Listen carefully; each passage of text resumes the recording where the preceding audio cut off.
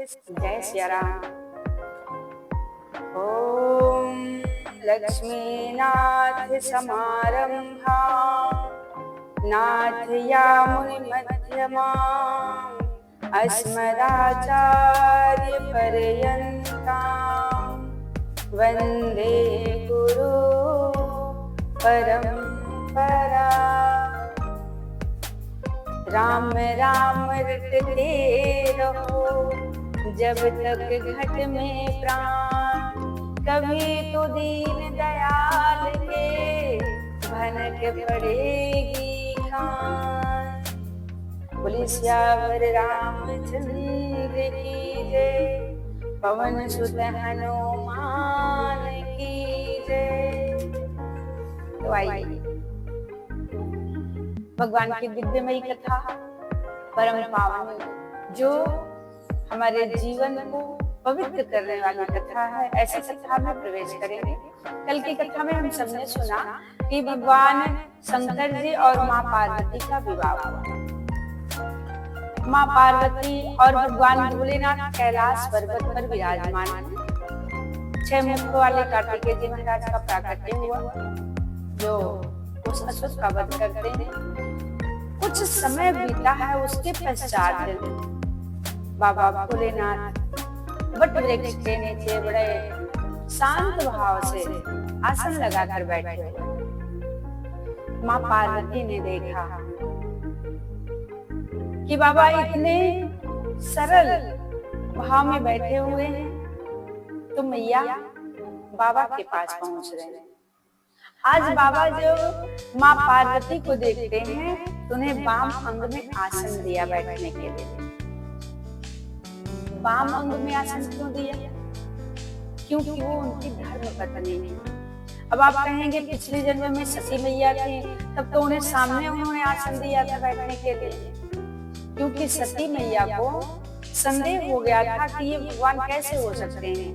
तो भगवान की परीक्षा लेने के लिए माँ सती पहुंच गए सीता माँ का वेश धारण करके।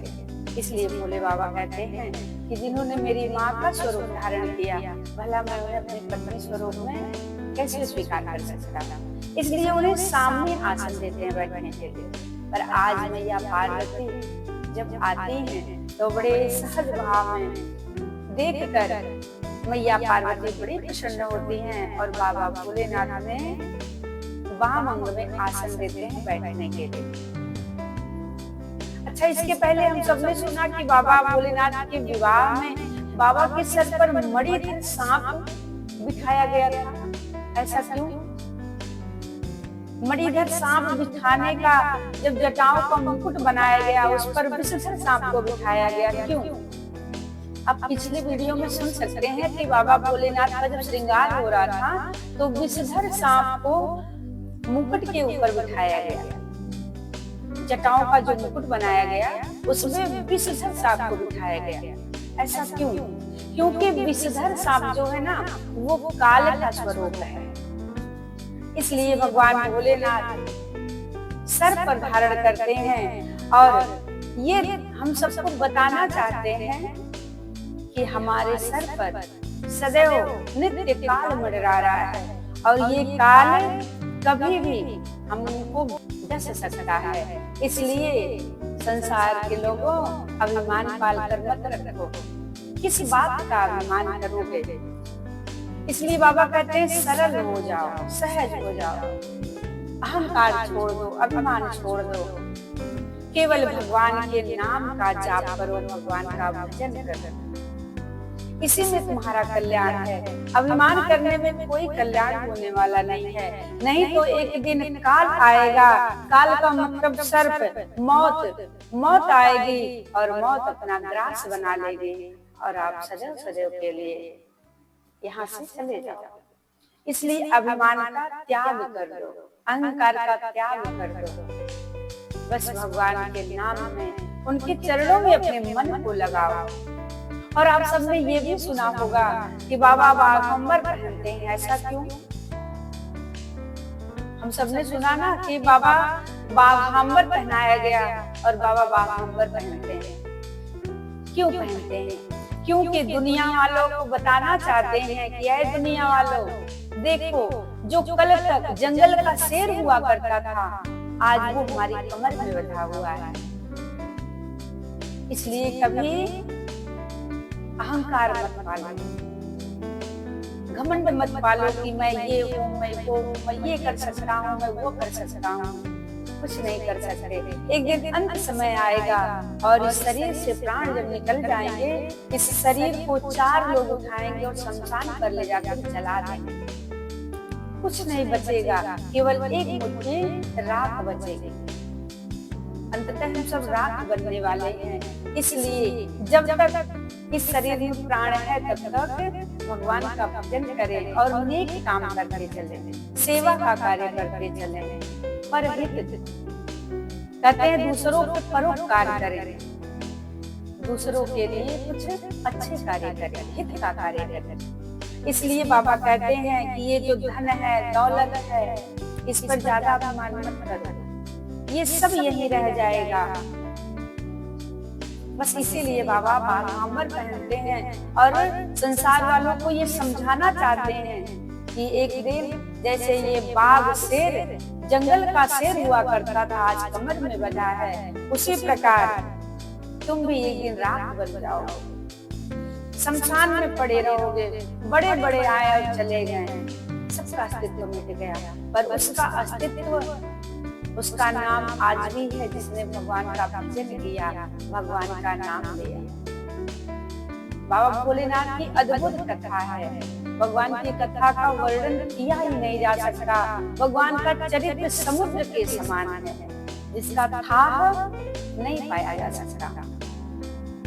बाबा के सुहावने चरित्र को सुनकर भरद्वाज जी महाराज बड़े प्रसन्न हुए। ये कथा कौन सुना रहा था? याज्ञवल्क्य जी महाराज भरद्वाज जी को सुना रहे थे। बाबा की कथा सुनकर भरद्वाज जी को आनंद आ गया, इतने प्रसन्न हुए, इतने प्रसन्न हुए। कहते हैं ये कथा सुनकर, भगवान भोले बाबा की कथा सुनकर जब इतनी प्रसन्नता भरद्वाज जी को हुई, तो याज्ञवल्क्य जी महाराज गदगद हो गए और वो समझ गए।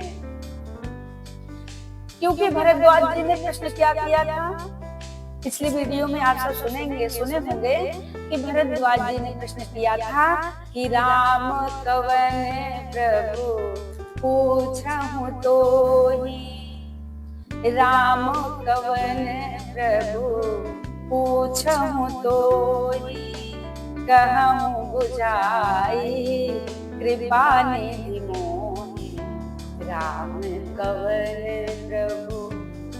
क्या कहते हैं कि राम कौन है, यही प्रश्न किया था ना भरद्वाज जी ने। महाराज याज्ञवल्क्य जी ने क्या सुनाया?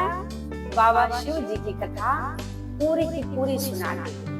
अब आप विचार करिए कि यदि आप सुनना चाहें भगवान श्री राम कथा, भगवान राम की कथा, और कोई आपको सुना दे शिव कथा, और जैसे वो सुनाना प्रारंभ करेगा तो आप ही बताइए श्रोतागण कितनी देर तक बैठे रहेंगे? क्योंकि मन में ये भाव लेकर आए हैं हमें तो राम जी की कथा सुननी है, और वक्ता क्या सुनाए? शिव कथा। तो कोई ज्यादा देर तक नहीं टिकेगा, बस थोड़ी देर सुनेगा और वहां से चलता बनेगा। लेकिन यहाँ जब याज्ञवल्क्य जी महाराज ने बाबा भोलेनाथ की कथा सुनाई ना, तो मत पूछिए कि भरद्वाज जी महाराज कितने प्रसन्न हुए, गदगद हो गए। उनकी नेत्रों से अश्रु जल बहने लगा, शरीर रोम रोम प्रफुल्लित हो गए, प्रसन्नता से उनके नैन शीतल हो गए। याज्ञवल्क्य जी ने देखा ऐसी अवस्था, भरद्वाज जी महाराज शिव कथा सुनकर कितने प्रसन्न हो रहे हैं, तो राम कथा सुनेंगे तो कितने प्रसन्न होंगे, उन्हें कितना आनंद आएगा। भरद्वाज जी के सामने याज्ञवल्क्य जी हाथ जोड़ लिए, कह दिए महाराज मैंने आपको शिव कथा सुनाई, आपने प्रश्न किया था कि राम कौन है। आप ये मत समझिएगा कि मैंने इस आपके प्रश्न को सुना नहीं, मैंने जानबूझकर आपको शिव कथा सुनाई। क्योंकि राम कथा सुनने का अधिकारी कौन है? कौन है राम कथा सुनने का अधिकारी? अरे जो सबसे प्रेम करता हो, जो सब में श्रद्धा भाव रखता हो, वही राम कथा सुनने का अधिकारी है। राम कथा के तेहि अधिकारी, जिनके सत्संगत अति प्यारे। राम कथा के, राम जी की कथा का अधिकारी वही है जो सत्संग से प्रेम करता हो, जिसे सत्संग में जिसका मन लगता हो। ये राम कथा सबको नहीं सुनाई जा सकती। राम कथा के अधिकारी होने चाहिए, जो अधिकारी है उन्हीं को ये कथा दी जा सकती है। याज्ञवल्क्य जी महाराज जान गए कि भरद्वाज जी महाराज शिव कथा से इतना प्रेम करते हैं, तो राम कथा सुनकर उनकी क्या दशा होगी, समझ गए। तो आइए अब श्री राम कथा में आप और हम प्रवेश करते हैं। ये कथा कहाँ पे चल रही है? अब याज्ञवल्क्य जी महाराज यही कथा अब कैलाश पर्वत पर लेकर चलते हैं, जहाँ बाबा भोलेनाथ बड़ी सहज अवस्था में बैठे हुए हैं और माँ भवानी बाबा के वाम अंग में विराजमान हो गए ये कथा सुनने के लिए। मैया ने जाकर बाबा से कहा, हाथ जोड़कर, हे प्रभु, यदि आप मुझसे प्रेम करते हैं और आप चाहते हैं कि मैं आप में अपना मन समर्पित करती हूँ, तो आप मुझे कृपा करके वो सब सुनाइए। क्या? माँ पार्वती जी प्रसन्न होकर शिव जी के जब पास बैठे तो पूछ रही हैं और बाबा से कह रही हैं, जो मुँह पर प्रसन्न सुख राशि, जानिए सत्य मोहिनी दासी। ये क्या कहती हैं? यदि आप मुझ पर प्रसन्न हैं और मुझे आप अपनी दासी मानते हैं, तो हे स्वामी, हे दयानिधि, आप मुझ पर प्रसन्न होकर आप मुझे रघुनाथ जी की कथा सुनाइए। क्योंकि मैं अब की बार, मेरे भीतर अज्ञानता नहीं है, मेरे भीतर भ्रम नहीं है। अब की बार तो मैं बड़ी श्रद्धा के साथ भगवान की कथा सुनने के लिए आई हूँ। मैया कहती हैं कि हे नाथ, पिछली बार मुझे भ्रम हो गया था, संदेह हो गया था, पर अब की बार वो सब नहीं है। अब की बार तो मुझे भगवान से प्रेम है, मैं उनकी कथा सुनना चाहती हूँ। क्या वही अजन्मा निर्गुण अगोचर, वही परब्रह्म राम है? कौन है राम? राम के बारे में मुझे बताइए और वो सब कथा सुनाइए, कैसे कैसे प्रभु ने अवतार लिया, किस प्रकार से उनका बाल अवस्था बीता, किस तरह वो बड़े हुए और किस प्रकार से उनको शिक्षा मिली, किस प्रकार विवाह हुआ, वो सब मुझे सुनाइए। बाबा इतने मगन हुए कि मैया का जय जयकार करने लगे। क्यों मगन हुए? क्योंकि मैया ने उनसे प्रश्न किया कि राम कवन प्रभु पूछूं तो ही जो, और मैया ये भी कह देती, जो प्रसंग मुझसे छूट गया हो, हे प्रभु, उस प्रसंग को आप जरूर सुनाइएगा। मैया सहज और सुंदर ये छल रहित वाणी सुनकर बाबा तो प्रसन्न हो गए और बाबा तो एक क्षण के लिए ध्यानावस्था में चले गए। फिर प्रभु ने अपने आप को बाहर निकाला और रघुनाथ जी के चरित्र का वर्णन करने लगे। और वर्णन करते करते गोस्वामी तुलसीदास जी महाराज लिखते हैं, बाबा ने सुनाया, बंदो बाल रूप सोई रामो, सब सिद्धि सुलभ जपत जिस नामो, मंगल भवन अमंगल हारी, द्रवउ सुदशरथ अजर बिहारी। बाबा भोलेनाथ सबसे पहले भगवान श्री रामचंद्र जी के बाल स्वरूप का वंदना करते हैं। कहते हैं, जिनका नाम जपने से सब सिद्धियां प्राप्त हो जाते हैं और जो मंगल करने वाले हैं, अमंगल का हरण करने वाले हैं, ऐसे प्रभु को बारंबार प्रणाम। ऐसा प्रणाम करते हुए कहते हैं कि हे प्रभु मुझ पर कृपा करिए। और बाबा भोलेनाथ प्रणाम करके मैया के वंदना, मैया के लिए कहते हैं कि आपने मुझ पर उपकार किया। करी प्रणाम राम ही त्रिपुरारी, हरसि सुदासम गिरा उचारी। धन्य धन्य गिरि राजकुमारी, तुम समान नहीं को उपकारी। राम सिया राम जय जय राम। राम सिया राम जय जय राम। पूछे हूँ रघुपति कथा प्रसंगा, सकल लोक जग पावनी गंगा। तुम रघुवीर चरण अनुरागी, कीन्हु प्रश्न जगत हित लागी। राम सिया राम सिया राम सिया राम, राम सिया राम सिया राम सिया राम, राम सिया राम। बाबा क्या कहते हैं? बाबा भोलेनाथ मंगलाचरण करते करते भगवान को प्रणाम कर आनंद में भर गए और आनंद में भरकर मधुर वाणी बोले, हे गिरिराज कुमारी तुम धन्य हो धन्य हो धन्य हो। मैया ने कहा, मैंने ऐसा क्या कर दिया? तुमने मुझ पर बहुत बड़ा उपकार कर दिया। कैसा उपकार? हमने क्या उपकार, कौन सा उपकार किया? बाबा कहते हैं, तुमने जो श्री रघुनाथ जी की कथा का प्रसंग पूछा है ना, इसलिए तुमने मुझ पर बड़ा उपकार कर दिया। अब मुझे सुंदर सा अवसर मिल गया भगवान की कथा सुनाने का। प्रभु राम जी की कथा सुनाने का अवसर प्राप्त हुआ है, इसलिए तुमने मुझ पर बड़ा उपकार कर दिया। मैया ने कहा, उपकार तो आप मुझ पर कर रहे हैं, रघुनाथ की कथा मुझे सुनाकर। पर बाबा कहते हैं नहीं, ये जो पूरे जगत का कल्याण करने वाली है, ये जो पूरे जगत का कल्याण कर दिया आपने ऐसा प्रसंग पूछकर, क्योंकि ये कथा पूरे समाज को, पूरे संसार को, पूरे विश्व का कल्याण करने वाली है। गंगा मैया के समान है ये श्री राम कथा।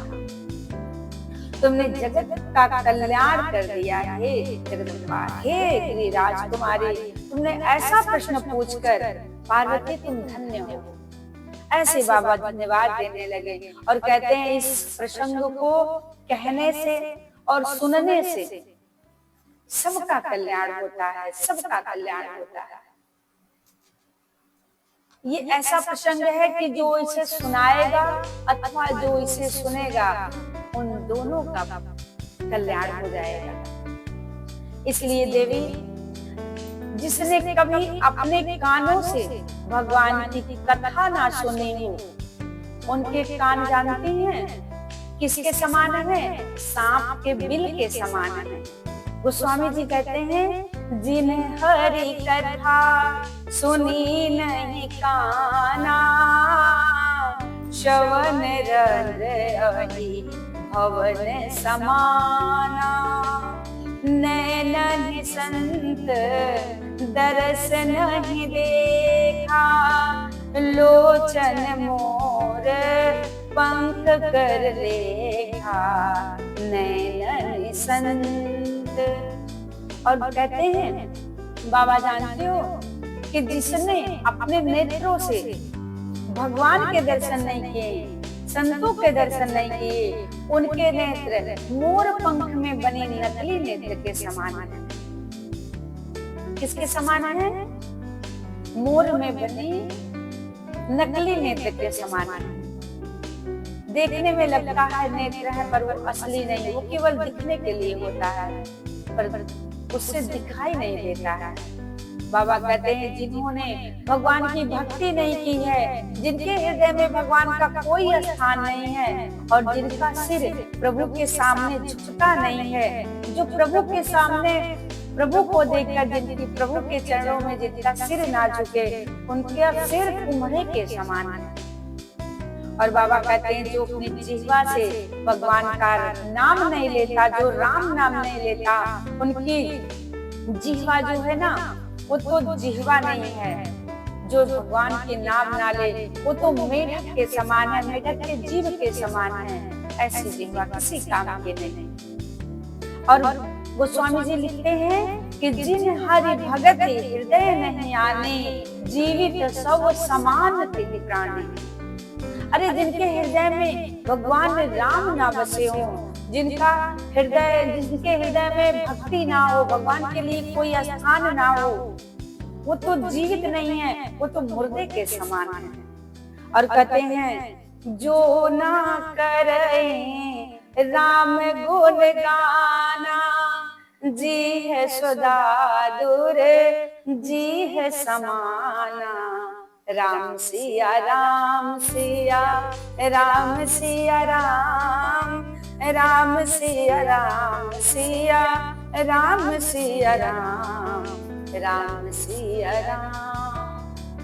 इसलिए भगवान के गुणों का गान किया करिए, भगवान के नाम का गुणगान किया करिए और भगवान से प्रार्थना करिए, रहे मेरे मुझ पे इतनी कृपा, बस विधाता रहे।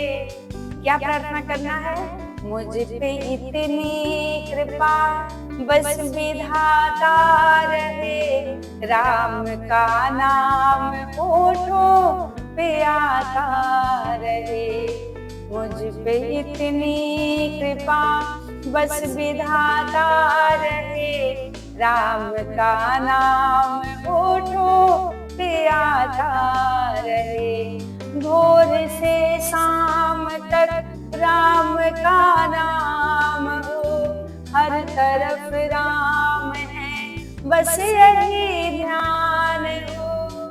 भोर से शाम तक राम का नाम हो, हर तरफ राम है, बस यही ध्यान हो।